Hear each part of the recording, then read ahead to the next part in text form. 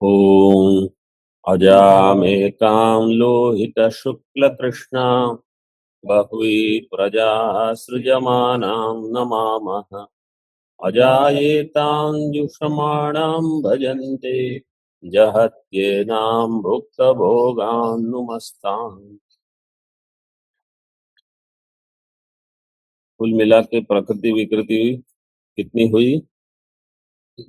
प्रकृति विकृति कितने हैं? 7। कुल मिला के 25 हो गए। सब प्रकृति, प्रकृति विकृति और विकृति और पुरुष सब मिला के 25 है। महत्त्व और अहंकार में कार्य कौन है और कारण कौन है? न अहंकार कार्य। ठीक, अहंकार कार्य, महत्त्व कारण। तो यहाँ 38 पृष्ठ पर प्रकृति शब्द देवी भागवत को लेकर कुछ दिया है, उसको थोड़ा देखिए। प्रकृष्टवाचक प्रश्च कृतिश्च सृष्टिवाचक। आरंभ में ही है 38 पृष्ठ पर। सृष्टौ प्रकृष्टा या देवी प्रकृति सा प्रकीर्तिता। प्रकृष्ट है प्र और कृति है सृष्टि का वाचक, तो ये हो गई प्रकृति। प्रकृति शब्द के लिए बताया। गुणे प्रकृष्ट सत्वे च प्रशब्दो प्रवर्तते। कृ रजः गुण के लिए, ती तमोगुण के लिए, ऐसे प्रकृति ऐसे भी अर्थ किया है। और वो देवी कैसी है?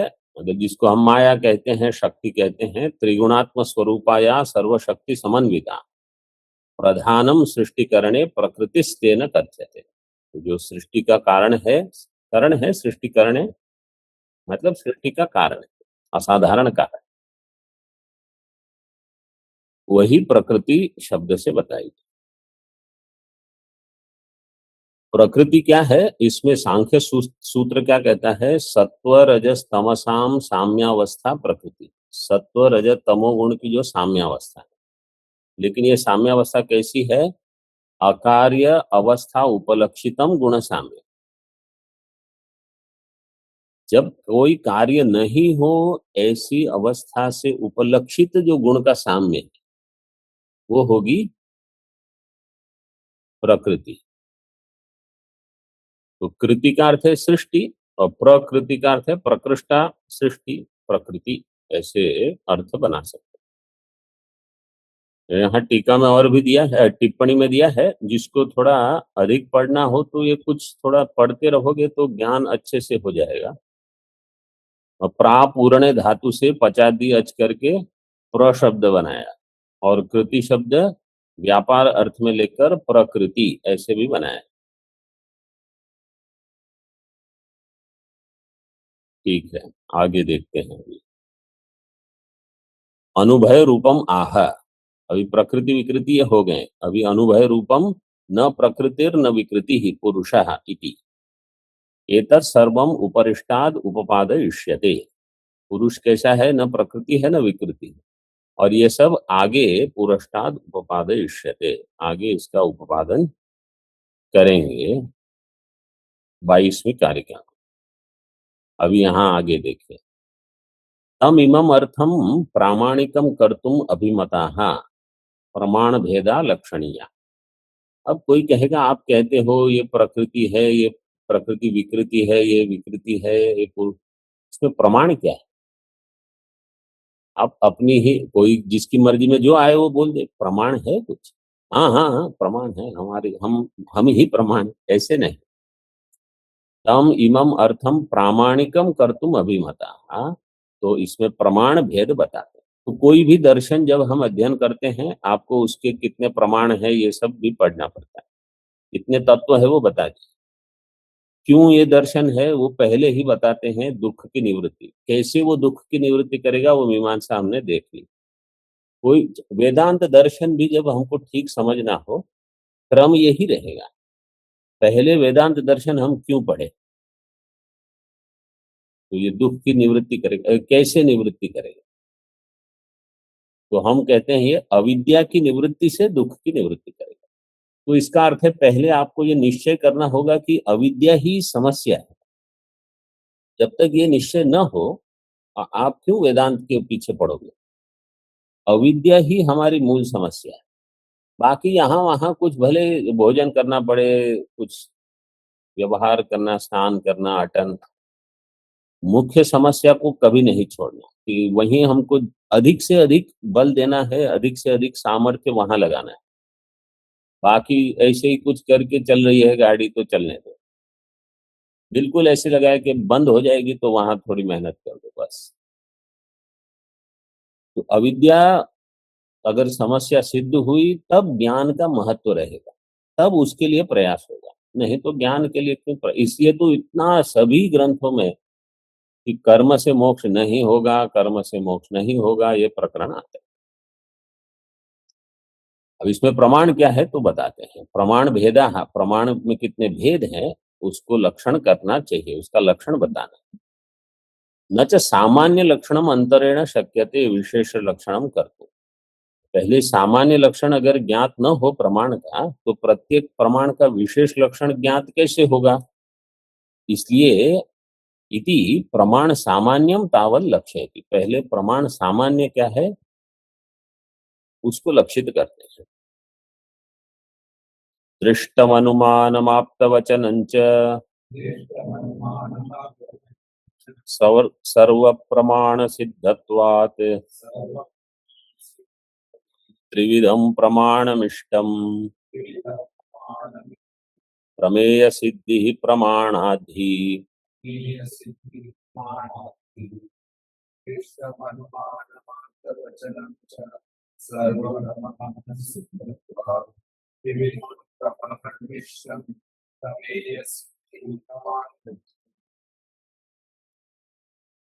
दृष्ट प्रमाण मतलब प्रत्यक्षम, अनुमानम, आप्तवचनम, ये तीन प्रमाण मानते हैं।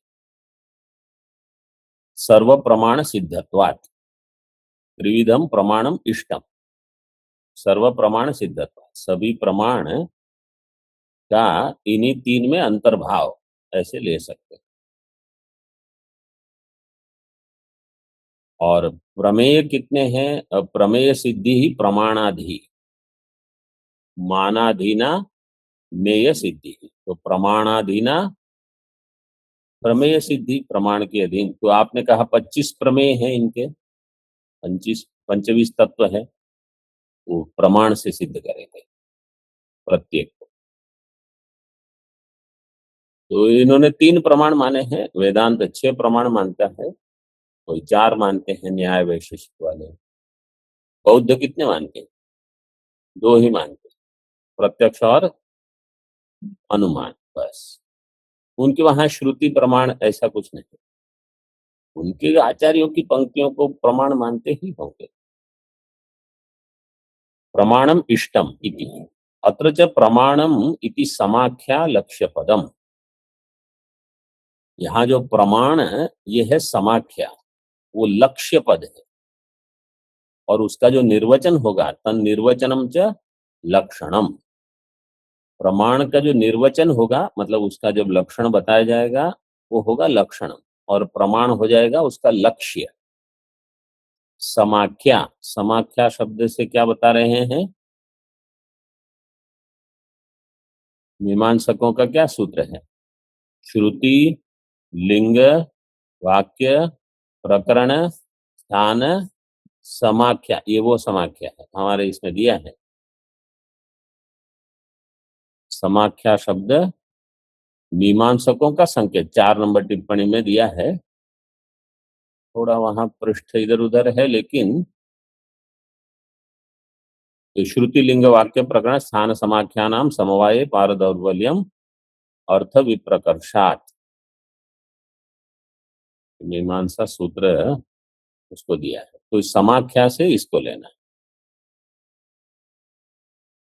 तो प्रमाण ये लक्ष्य है, उसका लक्षण करेंगे। सामान्य लक्षण करते हैं। प्रमीयते अनेन इति प्रमाणम, प्रमीयते अनेन इति निर्वचनात् प्रमाम प्रति करणत्वम,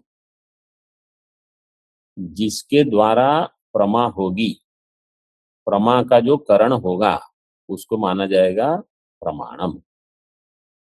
तो प्रमाकरणम प्रमाणम, तो प्रमीयते अनेन, अनेन चक्षुषा घटो प्रमीयते, तस्मात् चक्षु प्रमाणम, ऐसे, क्योंकि वहां करणत्व है, ज्ञान का करण। अभी उसमें क्या क्या होना चाहिए? तच्च असंदिग्ध अविपरीत अनधिगत विषया चित्त वृत्ति।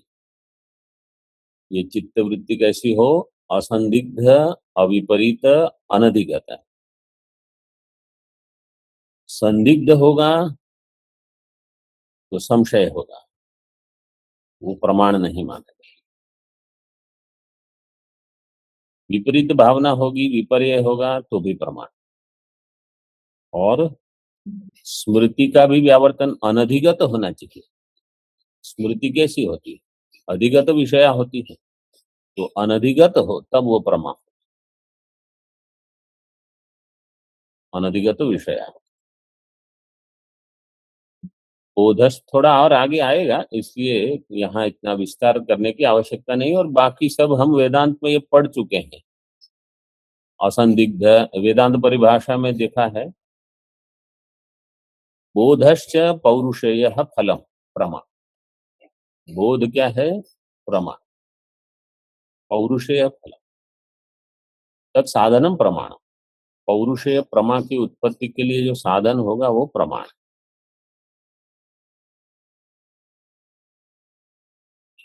एतेन संशय विपर्य स्मृति साधनेषु अप्रमाणेषु अप्रसंग। संशय की निवृत्ति कैसे होगी इस शब्द के द्वारा?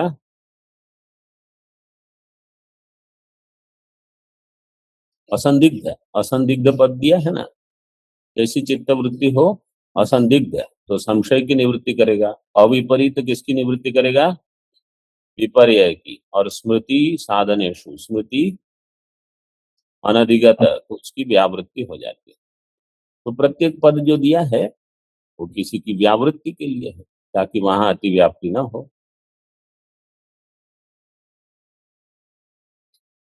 ठीक है, अगला जो पृष्ठ है उसमें केवल ये जो संशोधन है उसको अभी पहले लिख लीजिए, मैं पढ़ता हूं।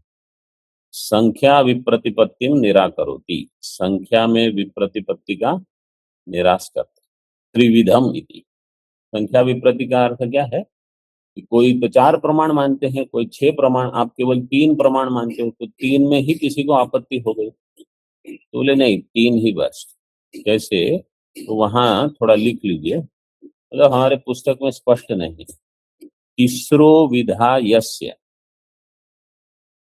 फिर आगे तो स्पष्ट है, तीसरो विधा यस्य प्रमाण सामान्यस्य तत् त्रिविधम, तत् त्रिविधम,